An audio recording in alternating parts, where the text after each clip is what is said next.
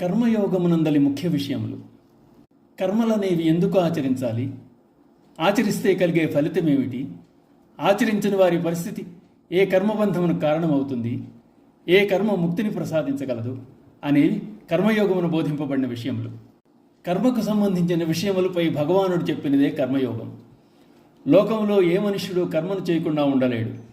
ఎవరికి నిర్ణయింపబడ్డ కర్మను వారు చేయవలసిందే, లేకుంటే జీవనం గడవదు.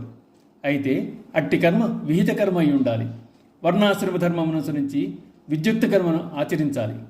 కర్మ అనేది నిష్కామ బుద్ధితో ఫలాపేక్ష లేకుండా వర్ణరించి ఫలమును భగవదర్పణ చేయాలి అన్నాడు భగవానుడు. సాంఖ్యయోగమునందు శ్రీకృష్ణుడు నిష్కామ కర్మను ప్రశంసించిన తన బోధనలో జ్ఞానమునకు ప్రాముఖ్యత కనపరిచినందువల్ల అర్జునుడు కర్మ కంటే జ్ఞానమే అధికమన్నది భగవాను నిర్ణయమైతే భగవానుతో అటువంటప్పుడు తనను యుద్ధం అనే కర్మను సల్పుటకు ఎందుకు ప్రోత్సహిస్తున్నావు అని ప్రశ్నించాడు. అర్జునుని అభ్యర్థన మేరకు శ్రీకృష్ణుడు ఈ విధంగా చెప్పసాగాడు. మోక్షప్రాప్తి సాధించుటకు జ్ఞానయోగము కర్మయోగము అని రెండు మార్గములు కలవు. కేవలం కర్మలను త్యజించినంత మాత్రాన మోక్షం లభించదు. కర్మలను త్యజించుట అసాధ్యం. సృష్టికర్త అయిన బ్రహ్మదేవుడు ఆదేశించిన రీతి కర్మలు అవశ్యం ఆచరించాలి.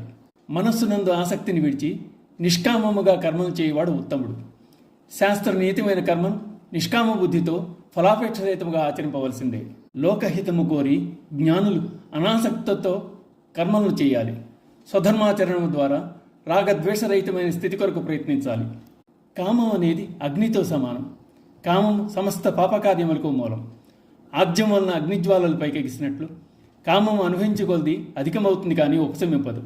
అది జ్ఞానాన్ని కప్పివేసే శత్రువు. దానిని హృదయం నుండి సమూలంగా తుడిచివేయాలి అని పలికి అధ్యాయాన్ని ముగించాడు భగవానుడు. శ్రీ భగవానువాచ ఏవం బుద్ధే పరం బుద్ధ్వా సంస్తభ్యాత్మానమాత్మనా జహి శత్రుం మహాబాహో కామరూపం దురాసదం.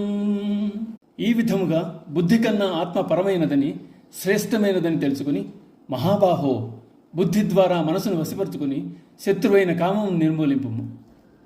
ఓం నమో భగవతే వాసుదేవాయ.